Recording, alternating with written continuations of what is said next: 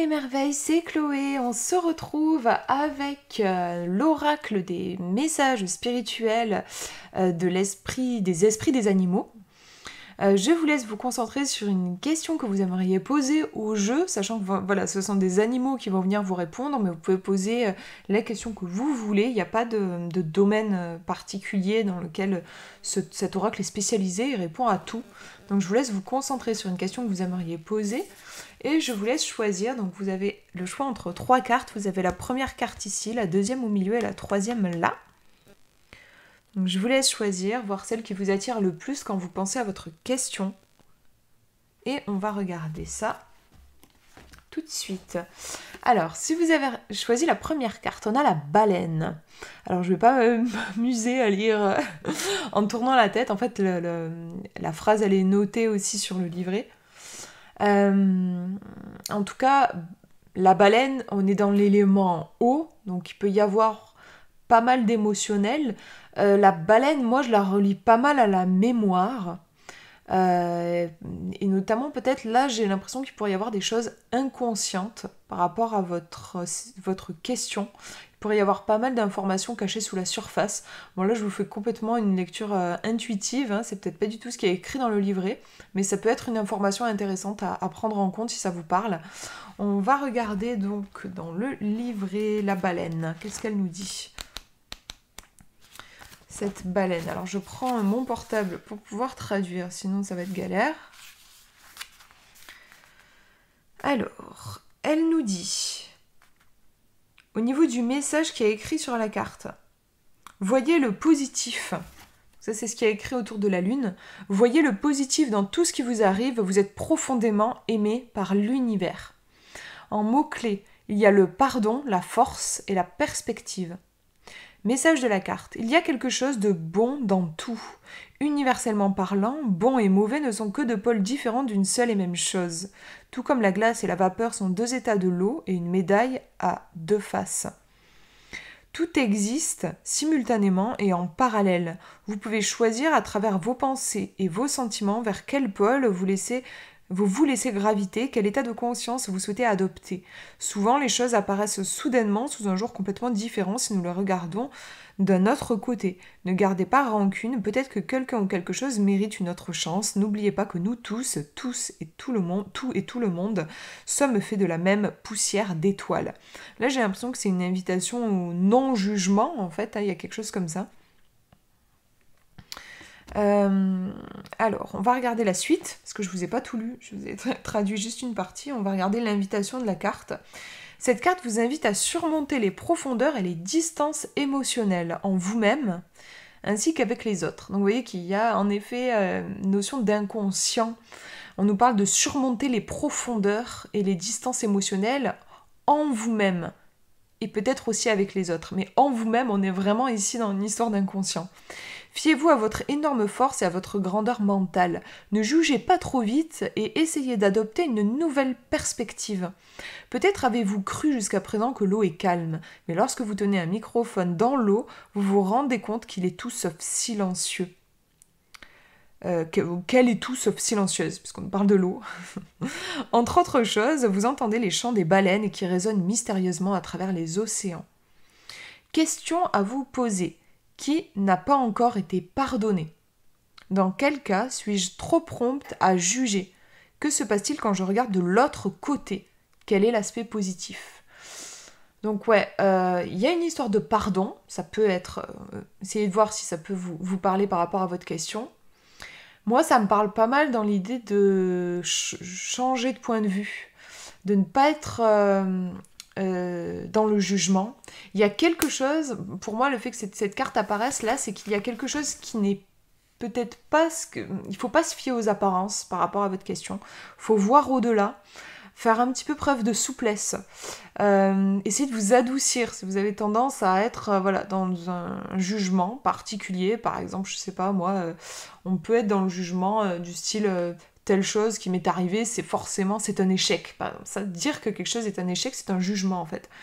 Peut-être qu'on vous demande de changer un petit peu votre regard, vous rendre compte que finalement c'est peut-être pas un échec, mais que c'est un apprentissage, ou même ça peut même parfois être une opportunité, ce que de base nous on voit comme un échec. Mais c'est juste qu'on ne regarde pas sous le bon angle.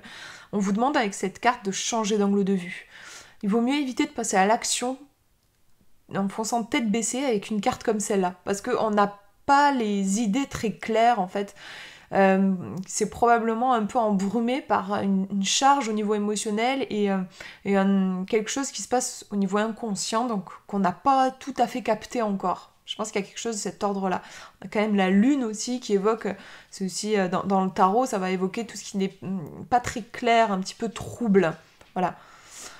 Voilà pour cette carte. On va regarder la numéro 2. Si vous avez choisi la numéro 2, on a le héron qui apparaît. Alors, j'essaye de capter ce qu'il y a écrit, parce que je suis pas hyper douée en anglais, mais j'ai l'impression qu'on nous dit, même si ça semble, les choses semblent stagner actuellement, tout est, on est dans un processus de changement. Ça semble, oui, c'est vrai qu'on a le cycle de la lune ici, on dirait qu'on est en train de nous dire, même si les choses ne semblent peut-être pas fonctionner comme on le voudrait, en fait, on est juste dans un processus qui est peut-être un petit peu plus grand que nous, plus grand aussi que nos idées, que nos perceptions. On s'inscrit dans quelque chose de plus vaste. J'ai l'impression qu'il y a quelque chose de cet ordre-là. On va regarder dans le livret. Alors, le livret, je vais vous traduire ce qu'on nous dit. Hop. Alors.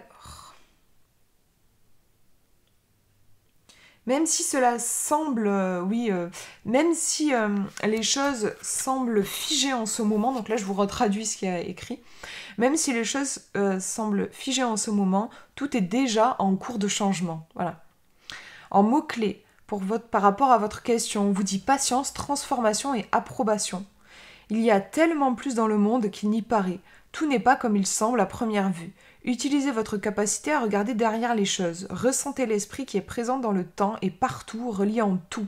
Si vous devenez complètement immobile et centré sur vous-même, vous percevrez l'attraction carrément magnétique de la vie qui attire tout vers elle et qui est en constante transformation. L'arrêt n'est qu'une illusion. Si vous voulez vous accrocher au statu quo momentané, vous ne pourrez pas le faire. Alors accueillez le changement comme une bonne chose et ne vous y enfermez pas. Mais en même temps, il ne faut pas avoir peur de ne pas progresser. Même si le courant est léger et que vous le remarquez peut-être à peine en ce moment, il vous transportera vers de nouveaux rivages. Donc là, c'est le message de la carte. Je vais vous traduire la suite. L'invitation, maintenant on va voir l'invitation de la carte et les questions que la carte vous pose. Cette carte est une invitation à pêcher patiemment dans le subconscient. C'est drôle parce que ça me fait penser au message de la carte précédente. Il y a des choses que vous ne pouvez pas saisir directement avec votre esprit rationnel. Mais votre cœur sent qu'ils sont là et qu'ils se développent. C'est pas très bien traduit, mais en gros, votre cœur sent ces informations que votre mental a du mal à capter. Restez calme, totalement dans l'instant présent. Et ne vous laissez pas distraire. Percevez simplement ce qui se trouve dans le cachet. Même si vous êtes entièrement immobile à l'extérieur, il se passe beaucoup de choses sous la surface, tout coule. Ne laissez pas l'apparence vous tromper et vous atterrirez bien vous attraperez bientôt un gros poisson. Question. Qu'est-ce que j'observe quand je regarde de plus près mon entourage ? Qu'est-ce que je ressens au fond de mon âme ? Qu'est-ce qui est actuellement autorisé à se développer ? Où est-ce que je veux continuer à progresser ? Donc on a, comme dans la carte précédente, je sais que certaines personnes regardent aussi toutes les cartes dans les tirages que je fais, on a vraiment une notion de choses cachées sous la surface, d'inconscient, de voir au-delà des apparences. Après, pour faire la différence avec la carte précédente, ici on a une histoire de temps. On nous dit qu'en fait, en apparence, les choses peuvent sembler figées, mais elles ne le sont pas. Il y a toujours, tant qu'il y a de la vie, il y a du mouvement, en fait. Les choses se transforment, les choses changent. Il n'y a jamais un arrêt total. Donc, par rapport à votre question, si votre question induit un sentiment de frustration, Je sais pas, moi, par exemple, j'ai l'impression que en ce moment, les choses n'avancent plus dans mon entreprise ou que dans mon couple, c'est au point mort. Enfin, voilà. On vous dit qu'en fait, sous la surface, donc vous avez peut-être l'impression, vous, que ça ne bouge pas, mais sous la surface, il y a des choses qui sont en mouvement et vous verrez bientôt c'est l'effet de ces mouvements dans la matière. Mais c'est juste que vous avez peut-être un temps d'avance, en fait. Vous êtes peut-être un petit peu pressé, vous voulez voir les changements. Et en gros, les changements sont en cours. C'est un peu comme si on attendait une lettre, on attend qu'elle arrive dans notre boîte aux lettres. La lettre a été envoyée, mais elle n'est pas encore arrivée. C'est pas parce qu'on ne la voit pas dans notre boîte aux lettres qu'elle n'est pas en chemin. C'est pas parce qu'on ne la voit pas dans notre boîte aux lettres que la lettre n'existe pas. Elle existe, mais peut-être dans la voiture du facteur. C'est juste qu'elle est en chemin. On a une idée, enfin moi je ressens la carte comme ça. Il y a quelque chose qui est là, qui est en chemin, c'est juste que vous ne le percevez pas encore. Donc pour moi, là, la carte va vous conseiller la patience. De ne pas faire de mouvements brusques, parce que parfois quand on a l'impression que les choses ne bougent pas, on a envie forcément d'accélérer les choses, donc on se met en mouvement. Là, il vaut mieux pas bouger. Vous avez fait tout ce que vous avez besoin de faire. Maintenant, il faut juste attendre, être patient, ne pas faire trop de mouvements, sinon vous risquez plus de créer des problèmes qu'autre chose ici, j'ai l'impression.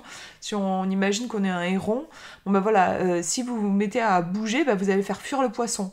Donc là, c'est bon, vous êtes au bon endroit de la rivière, il y a des beaux poissons, ils vont arriver. Et vous allez pouvoir les manger, vous allez pouvoir les attraper, mais il ne faut pas faire de gestes brusques. On a vraiment une histoire comme ça, je trouve, dans cette carte, donc je vous laisse voir comment ça résonne par rapport à votre question. On va regarder la numéro 3. Si vous avez choisi la 3e carte, on a une colombe qui nous dit « Rien n'est plus précieux que la paix intérieure ». Donc on va regarder le livret. Je vais vous lire ce qu'elle nous dit, cette colombe. Hop, alors j'attrape mon portable pour vous faire une traduction. On va regarder le message déjà de la carte. Rien n'est plus précieux que la paix intérieure. Mot-clé, paix, libérée, générosité.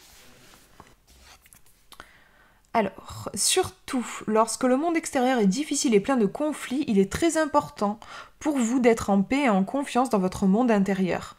Ne laissez pas les événements autour de vous vous faire sentir trop en insécurité, mais restez dans votre centre. La paix commence avec vous, le plus grand cadeau que vous puissiez vous offrir. C'est mal traduit, mais en gros, je pense qu'elle vous dit c'est le plus beau cadeau que vous puissiez vous offrir. De rester en vous-même, dans votre centre et dans cet espace de paix. Plus vous avez de paix, d'amour et de générosité dans votre monde intérieur, plus vous en apportez dans votre monde extérieur. Et le monde entier en a besoin. L'univers résonne toujours avec ce que vous envoyez. Si vous dégainez vos armes et vous préparez au combat, le monde se battra contre vous. La haine alimente la contre-haine. Blesser les gens apporte plus de blessures, en gros. Un cycle funeste. Vous pouvez le casser maintenant en choisissant le chemin de la paix. Je passe sur la deuxième page. Allez de l'avant et gardez espoir. En gros, c'est ça. Et ensuite, on va regarder l'invitation de la carte. Cette carte est une invitation à cesser de se battre. La paix émerge là où nous déposons nos armes. La plus grande bataille que nous menons est souvent la bataille que nous engageons avec nous-mêmes. Nous luttons contre certains sentiments et nous luttons pour l'attention et l'amour. Nous nous battons contre les autres parce que nous voulons avoir raison et parce que nous croyons que nous n'obtiendrons pas autrement l'amour et la validation que nous souhaitons. La vérité est, cela ne nécessite aucun combat. Au lieu de cela, apprenez à abandonner vos convictions négatives, à pardonner et à accepter avec amour vos propres aspects d'ombre.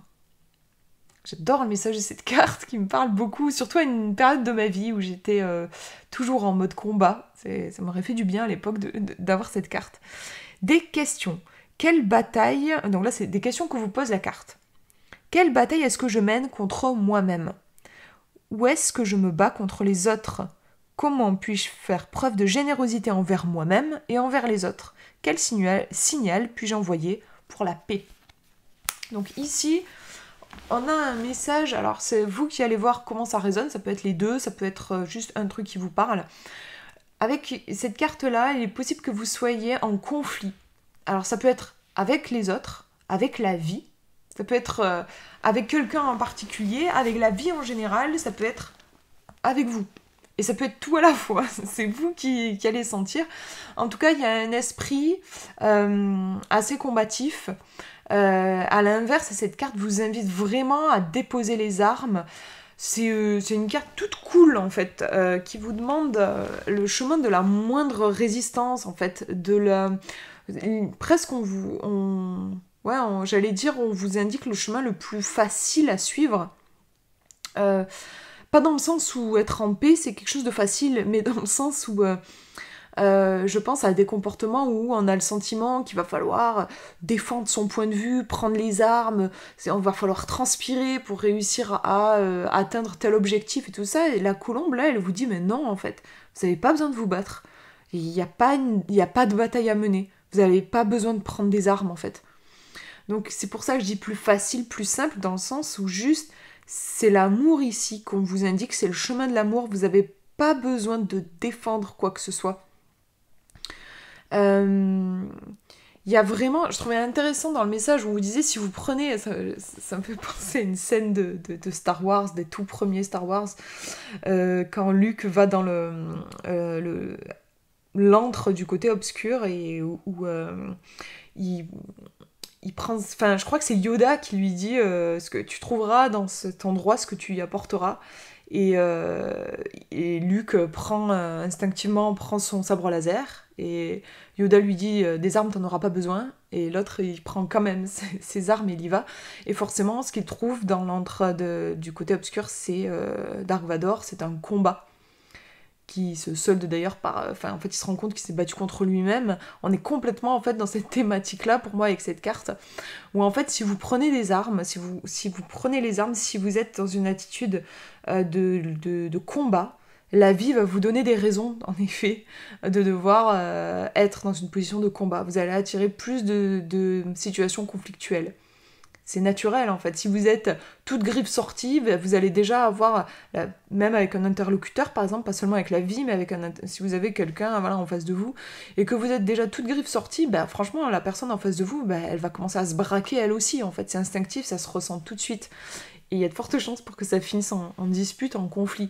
Donc voilà, on a ici, je trouve que c'est intéressant de voir, si vous arrivez en gros avec un bouquet de fleurs dans les mains, la vie va vous apporter des cadeaux. Si vous arrivez avec une épée, elle vous apportera de la guerre et des combats. Voilà, c'est vraiment le message de cette carte. Donc on vous invite à incarner la paix pour vivre la paix.